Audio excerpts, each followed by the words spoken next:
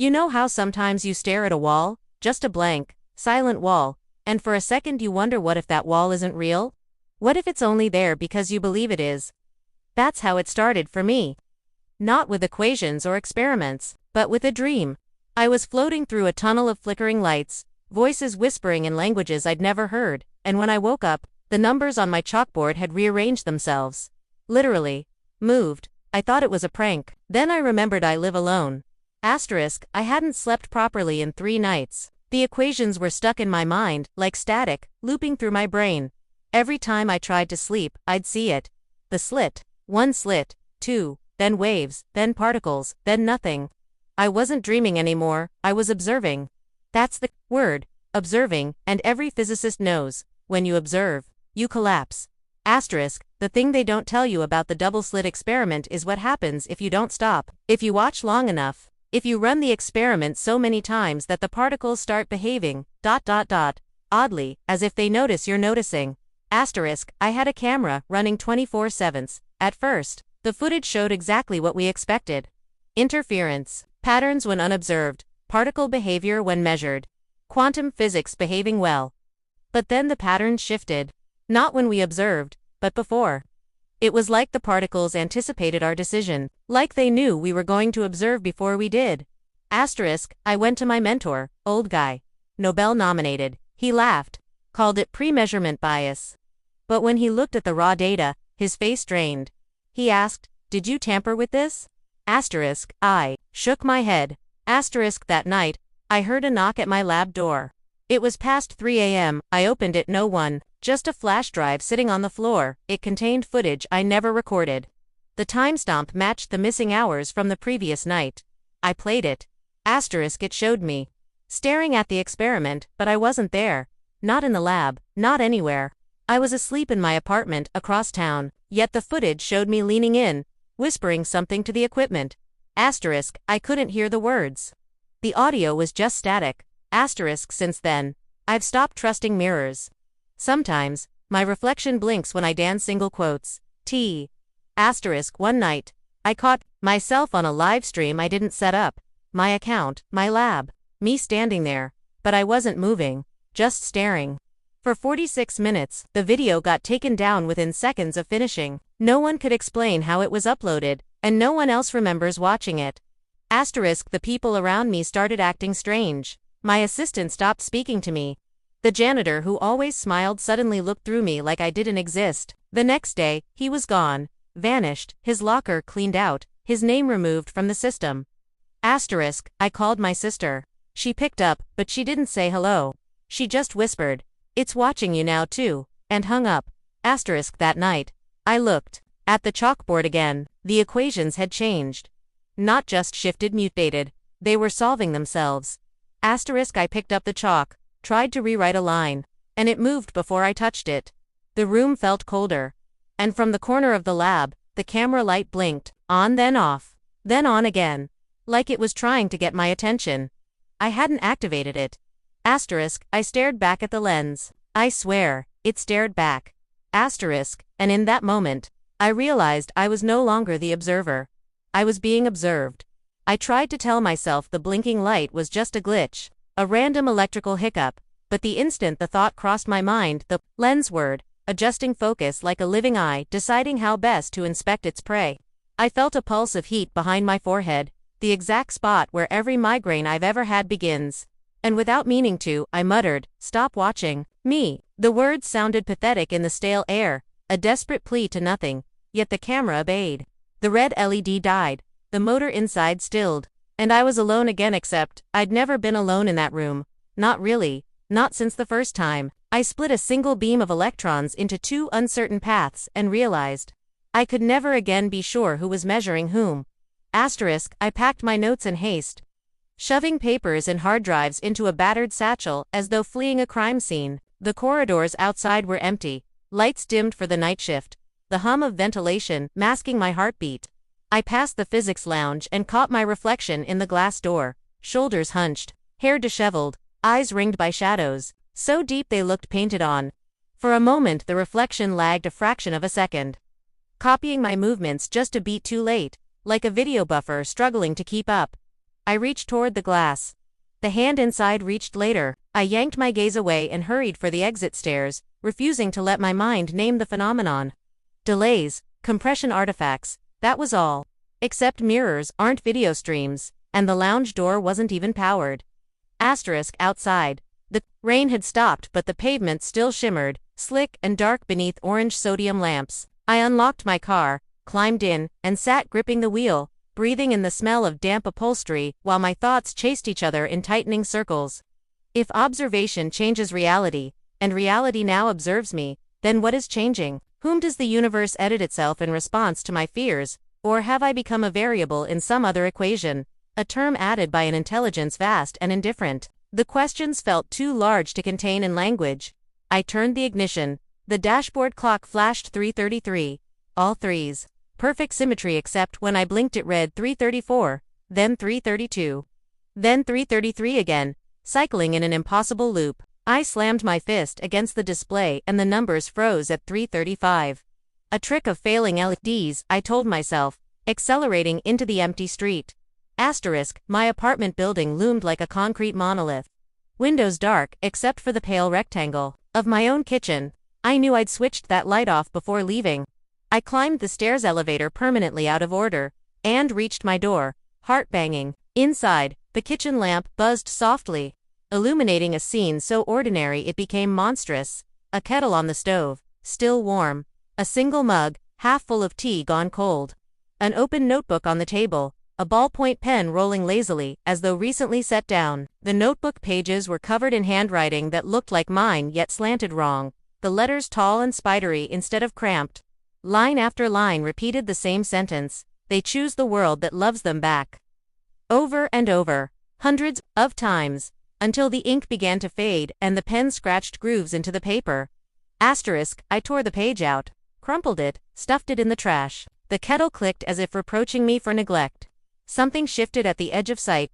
I spun toward the hallway mirror and saw him standing there, yet not me, wearing my coat though I no longer was. Eyes glazed as if mid-seizure. The duplicate raised a finger to his lips in a pantomime of silence, then dissolved into static like an analog TV losing signal. I staggered backward, knocking the mug to the floor where it shattered. Tea spreading across linoleum in brown tributaries. Sleep. I thought, I need sleep, but bed felt like surrender to whatever roamed my waking life. Instead, I opened the balcony door for air. The city murmured below distant traffic, a siren, wind pushing clouds across a half-hidden moon. I leaned on the railing. 6 floors down, puddles, mirrored streetlights, transforming asphalt into shifting constellations. For one tranquil heartbeat, the world seemed ordinary again. Then a shape detached from shadow, looking up. A person. A trick of darkness. The shape raised an arm in slow salute. My phone vibrated. I glanced at the screen. Unknown caller. I answered. Breath hissed for a long moment. Then my own voice whispered, "It's time to look away." The call ended. Below, the shape no longer stood on the pavement. I shut the balcony, latched it, and pressed my back to the glass. The apartment felt smaller, angles wrong, as if interior walls had rotated by fractions of degrees while I wasn't watching. I fetched every spare bulb and screwed them into sockets, flooding rooms with harsh light. No shadows. Shadows were where uncertainty lived. Under the brightness, I spread my lab notes on the living room floor, searching for logic among scribbles, wave functions, probability amplitudes, observer effects. Somewhere a solution must exist, a way to decouple consciousness from matter. To make the electrons forget we were watching. I powered up my laptop, intending to run simulations. But an unfamiliar terminal window filled the screen. Green text, scrolling faster than I could read. I tried to close it. The cursor refused. One line typed itself in stark white. Collapse complete. The fan word, loud enough to drown my pulse. Then the machine shut down. The room darkened, every bulb gone dead at once. Glass cracked inside fixtures. Darkness swelled like ink poured into water. I groped for my phone, tapped the flashlight. The beam caught the chalkboard from my office. Impossible, because the board was at the university. Yet there, it stood against my wall, equations glowing faintly, as if written in phosphorescent chalk. Symbols rearranged in real time, glyphs I'd never learned, forming a spiral that drew the eye inward. My flashlight flickered. The spiral pulsed, breathing. I heard footsteps behind me, slow, deliberate. I did not turn. Turning would confirm the footsteps had a source. And I suspected confirmation was the final key. The act that would lock reality into whichever state the footsteps preferred. Asterisk, a child's voice spoke. Soft, close to my ear. If you want it to stop, close your eyes. I squeezed them shut, but the darkness inside was worse, roiling patterns, colors without names.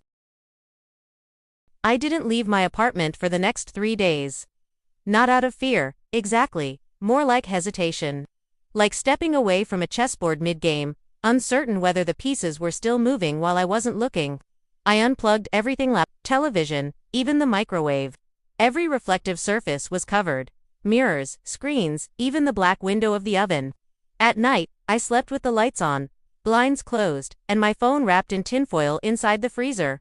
I wanted silence, stillness, no observation.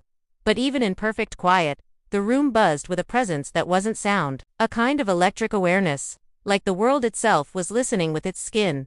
Asterisk, on the 4th morning, I awoke to a knock on the door. Not sharp or urgent, measured, deliberate. I stayed in bed. It came again.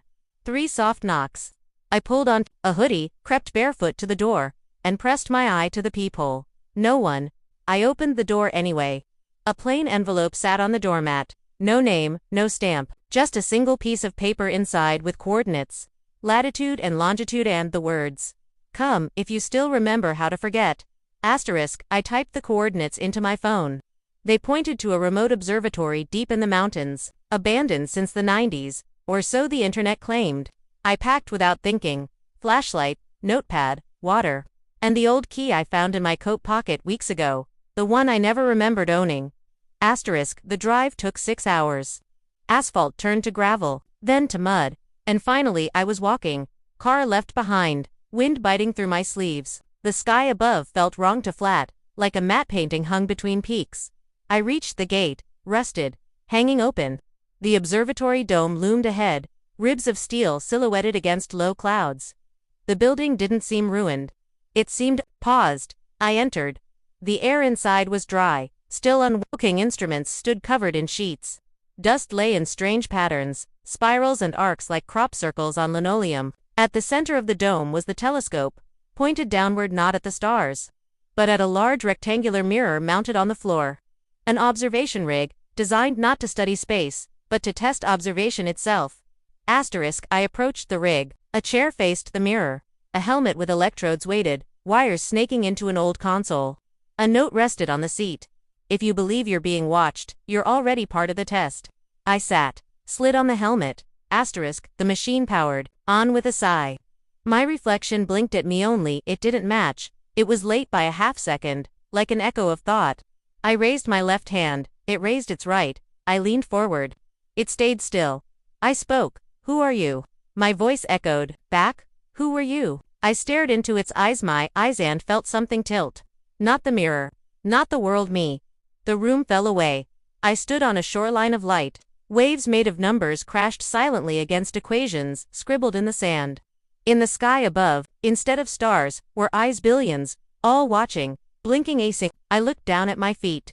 My body had become transparent, threads of probability weaving through timelines. I felt myself pulled forward.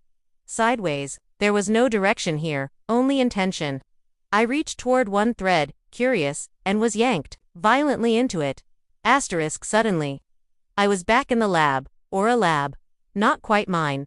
Not quite real. The walls were smooth.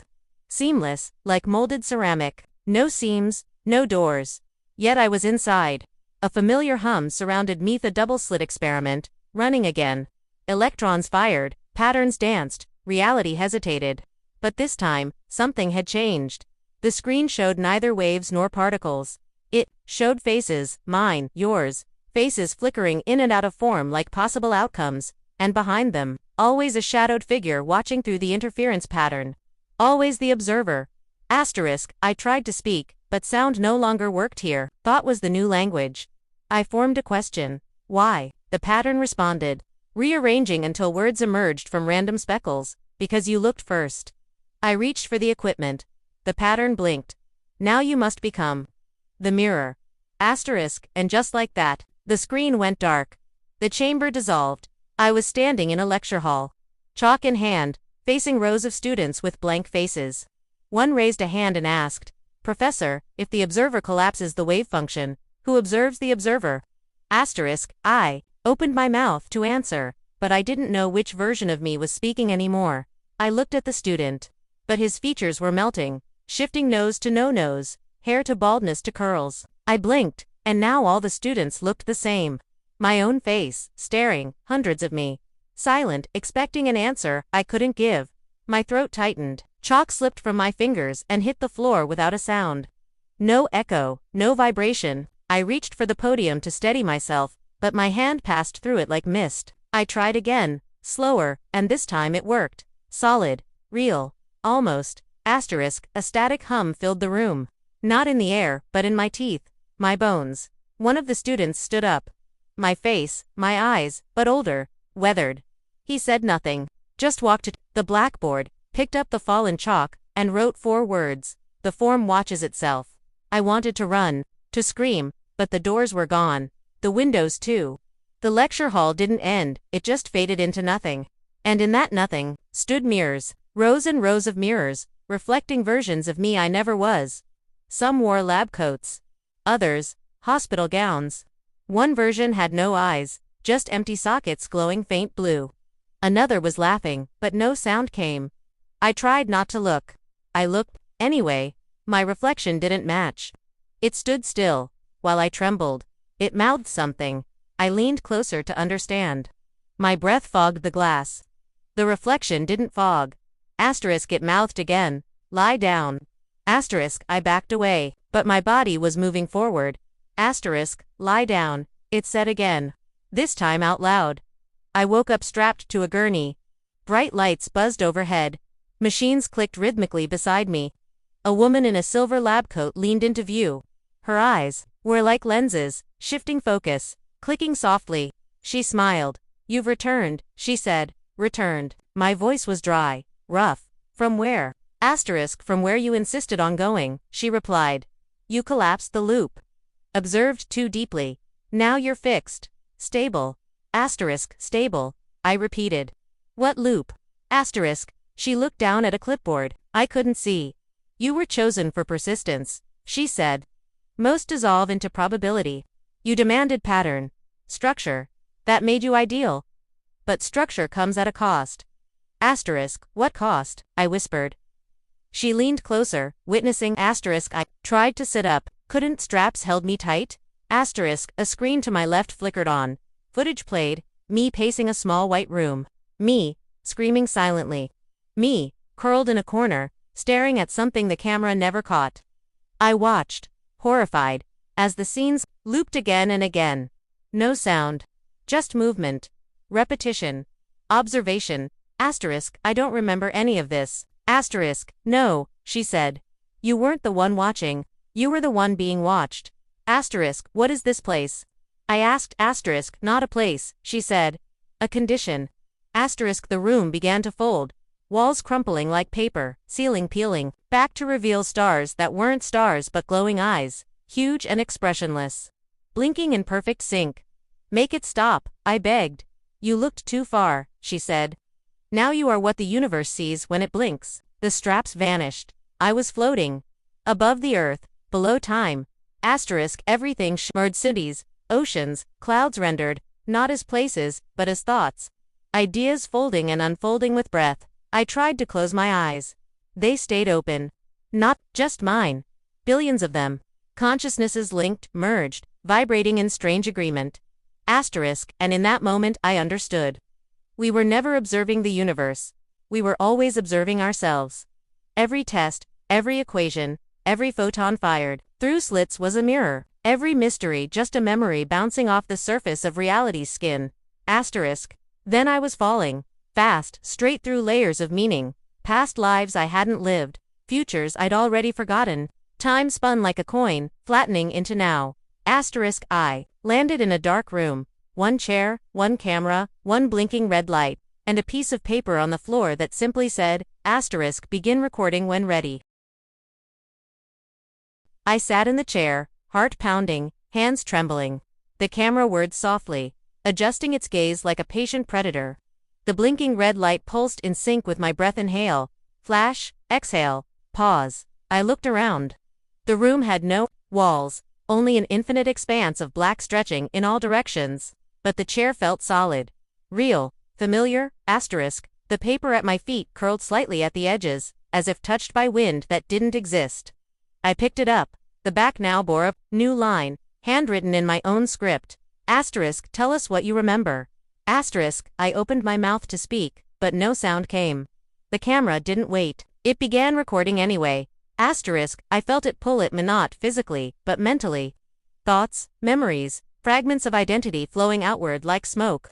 Every word I'd ever spoken, every step I'd ever taken, unspooling into the lens. My mind wasn't just being read, it was being written.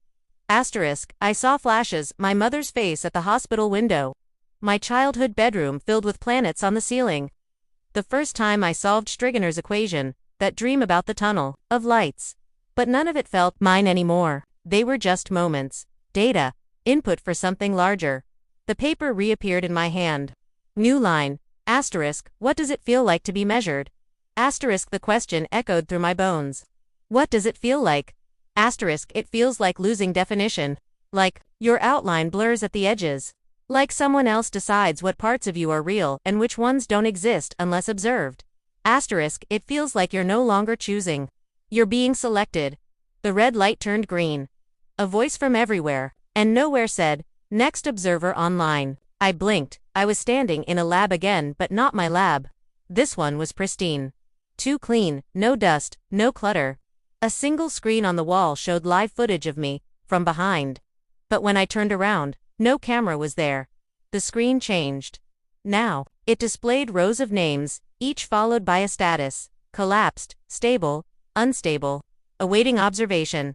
My name was there. Next to it, still looking, a tone chimed softly. A panel slid open in the wall. Asterisk inside. A mirror, not glass, not reflective. Asterisk, a surface that didn't show MIT, showed possibilities. Infinite versions of myself. Angry, peaceful, broken, brilliant. One of them stepped forward. I instinctively did the same. Asterisk, he spoke. My voice, but deeper, wiser, hollow. Asterisk, you're almost at the threshold. Asterisk, threshold of what? He smiled. Recognition. Asterisk, he reached out and touched the surface. It rippled like water. I did the same. Our fingers met and the universe screamed. Not a sound. Asterisk, a feeling. A realization. Everything folded inward. The lab, the mirror, the air itself collapsed into a single point of consciousness. Asterisk, I was both outside and inside the system. I saw the code. The matrix. The collapsed probabilities forming a lattice of thought and memory and meaning. Asterisk, I saw the question at the root of everything. Asterisk, what watches the watcher? And beneath that, another question, more ancient. If reality only exists when observed, who observed the first particle? I reached for that question. My hand passed through it, and then I was back. In the chair. In the dark, the red light blinking again. Asterisk, and the paper on the floor now read. Asterisk, tell us what you saw. Asterisk, I picked up the paper. My hands felt heavier, slower, like I was underwater.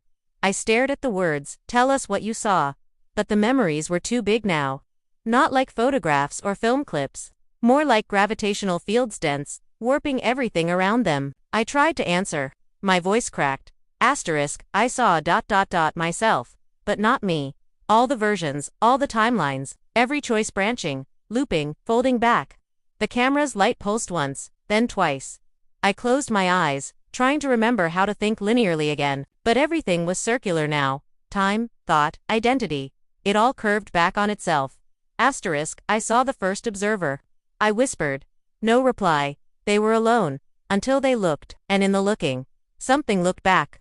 Asterisk, the camera's lens, dilated. Like it understood. Or agreed. The room changed again. Not with a bang, not with motion. Just a soft shift. 1 second, I was in darkness. The next, I was surrounded by light. Warm, endless, like standing in the heart of a star. But it didn't burn, it embraced. Asterisk, all around me floated symbols, mathematical expressions. Waveform diagrams, Mirror images of concepts I barely understood, but I felt them. Not with intellect. With something older. Instinctual. Then a voice not mine this time. Something beyond. Do you still wish to return? I didn't answer right away. I thought of the lab. My apartment. The coffee mug. My reflection.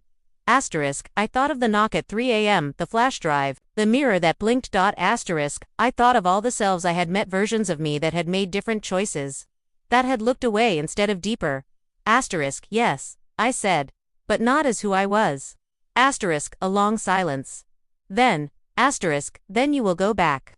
But you will remember everything. And with that, the light folded in on itself, and I fell, but not down, inward, through data, through meaning, through identity.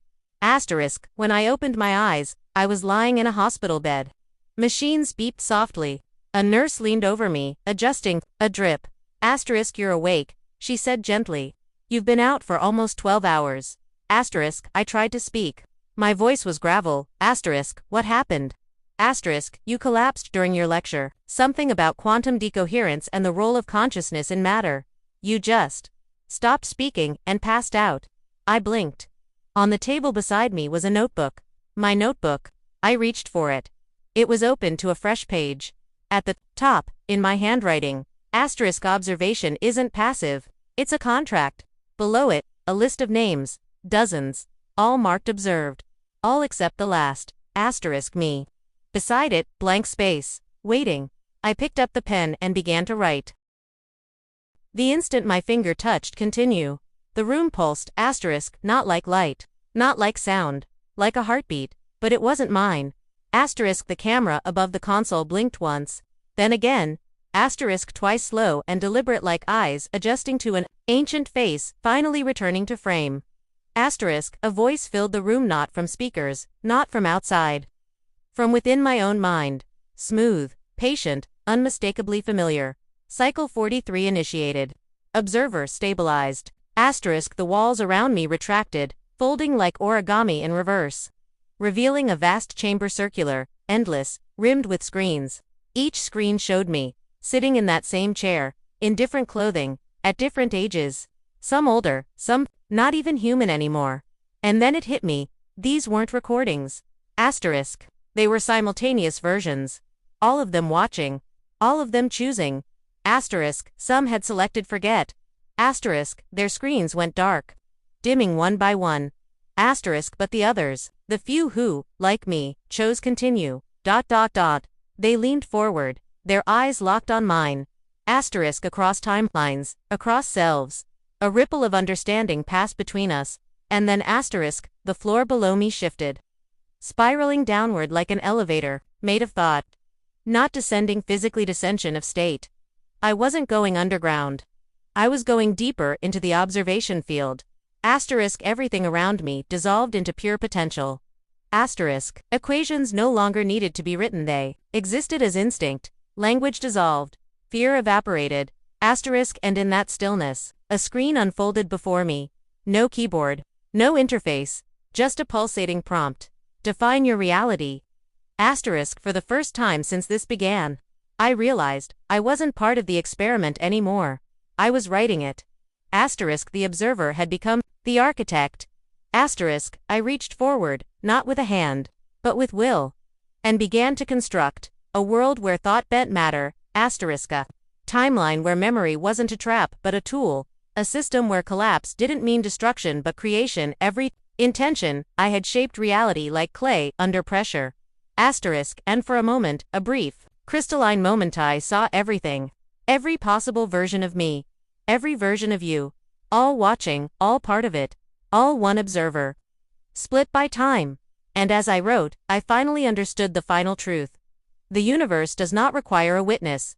The universe is the witness. And I was simply its dream. Dreaming of itself. Through eyes that forgot they were never separate. Then the final line appeared across the screen, glowing, waiting for acknowledgement. Collapse completed. Begin again, and without hesitation, with infinite memory behind me, and infinite possibility ahead, I smiled, and clicked yes. The moment I clicked yes, there was no flash, no explosion, not even silence. Asterisk, just reset, but not the kind you'd expect. Not blankness, not forgetting. This reset felt like a deep inhale, reality itself, breathing and compressing everything I'd ever been into a pinpoint of focus, a seed of conscious intent. And then without effort to exhale, the world reassembled, gently, naturally. I was in a room. Asterisk, familiar, but not identical. A desk, a mirror. Asterisk, a journal, not blank, already written in by me. Asterisk, the pages were filled with symbols, timelines, diagrams, of light splitting around decisions. On the final page, 6 words, asterisk, you are the beginning this time. And suddenly I understood. I was not entering the experiment again.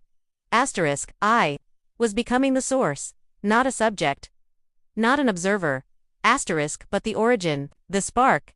Every action I took from now on wouldn't just be observed, it would define. A knock at the door. This time, I didn't hesitate. I stood up, opened it, asterisk, and outside was not a hallway, not a hospital, not a lab. It was the world, but new, still forming, still soft like wet clay. The sky above me shifted with my breath. The trees leaned toward my thoughts. Time bent gently as I moved, not to trap me but to dance with me. I took a step forward. The ground formed beneath my foot. Another step, another creation.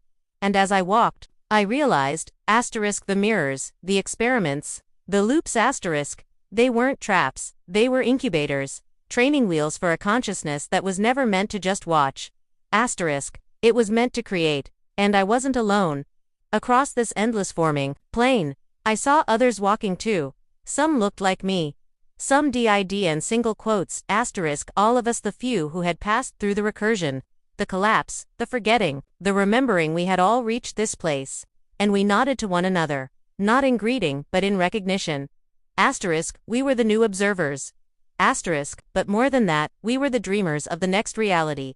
And as I reached the top of the hill, and looked down upon the unformed valley below, I whispered a single word that vibrated across the stars. Asterisk, begin. And the world did. Just as I imagined it. Just as it imagined me. Asterisk, I stepped forward. And the valley below responded not with sound, but with shape. My thoughts drew rivers into its basin. My wonder carved mountains from the mist. Trees unfolded like origami in fast forward, unfurling with the rhythm of breath. I wasn't creating a world. I was revealing one already encoded in me, waiting to be remembered. Asterisk, above me, stars blinked into being, not burning balls of gas, but thoughts, each one a possibility, a question, a fragment of another observer, waiting to be known. Some flickered quietly, others pulse calling me. Asterisk, one star flared, then dropped like a tear from the sky. I caught it. It was warm. Asterisk, inside it, a voice I hadn't heard in ages. Asterisk, are you ready to teach? The star melted into my hand, leaving behind a mark, an open eye, encircled by a spiral, not a symbol, a key. I turned around. Behind me stood a doorway, freestanding, no frame, just a rectangle of light. Inside it, a classroom. Chalkboard, desks. A breeze from nowhere ruffling the pages of a single book at the lectern. No students yet, just potential. I understood. Asterisk. This was the final evolution, not to be the observed, not to be the observer. Asterisk, but to become the one who teaches others how to see. And not with eyes, with awareness. I entered. Asterisk. The book on the lectern was already open. Its title, Quantum Mythologies, The Dreamer's Guide to Reality. Asterisk on the first page. A diagram of a wave collapsing into a mirror. And the reflection looking back first. A voice echoed softly through the room, mine, and not mine. Asterisk, the one who understands the dream becomes its storyteller. Asterisk, and so, I began to write, to teach, to plant seeds of doubt in rigid minds. Asterisk, to hand out mirrors instead of answers. Asterisk, to remind the next wave of wanderers that the universe doesn't just respond to observation. Asterisk, it yearns for it. Asterisk, because without someone to watch, someone to remember, someone to tell the tale, asterisk, reality forgets it ever existed. Asterisk, and so I told them. You are not a passenger. You are not a prisoner. You are not even a scientist. You are the first dream of matter remembering itself. Asterisk, and the class listened.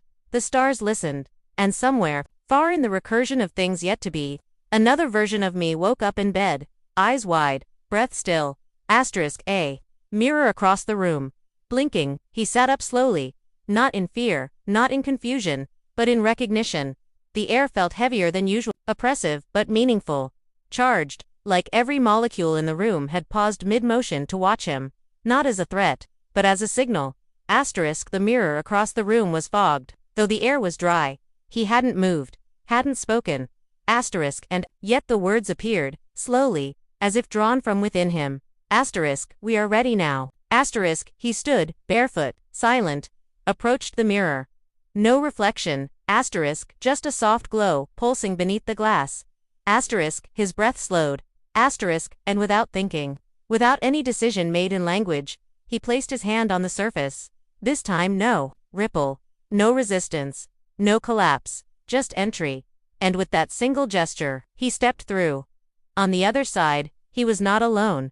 There were others. Not people exactly, not creatures. Forms of possibility.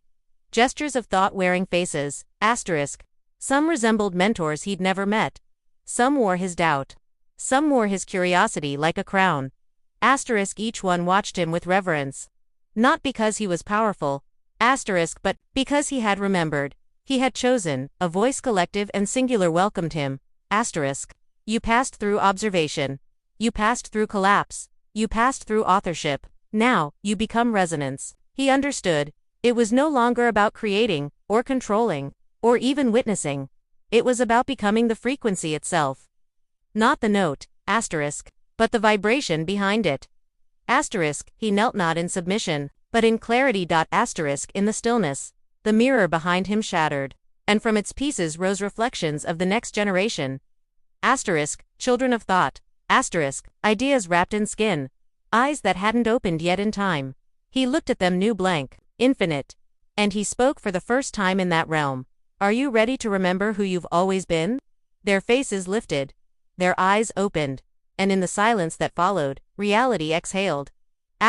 Because at last, someone was listening from the inside.